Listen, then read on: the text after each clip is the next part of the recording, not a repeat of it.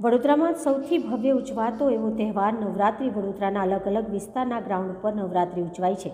મારી દીકરી મારી આંગણે જય ભવાની ગ્રુપ આયોજિત ગુણિયલ નગરીના ગુણિયલ ગરબા છેલ્લા કેટલાય વર્ષોથી નવરાત્રિના પર્વનું આયોજન કરે છે। અલગ અલગ વિસ્તારમાંથી ગરબાનો આનંદ માણવા લોકો ગુણિયલ ગરબામાં આવતા હોય છે। બાલાજી સ્કાય રાઇસની બાજુમાં નારાયણવાડી અટલાદરા ગુણિયલ ગરબા ગ્રાઉન્ડનું ભૂમિપૂજનનું આયોજન।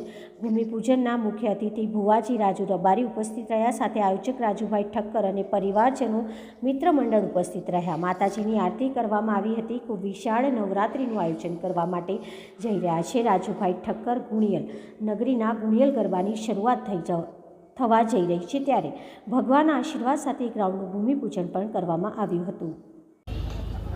આજનું ભૂમિપૂજન ગુણિયલ ગરબા 2024નું અમારા મલાતાજ મેલડી માતાના બુવાજી રાજુભાઈ રબારી પોતે દર વર્ષે ઉપસ્થિત રહે છે। એમના પગલાં પાડવામાં આવે છે અને એમના થકી જ એમના હસ્તે અમે આજે શુભારંભ કર્યો છે।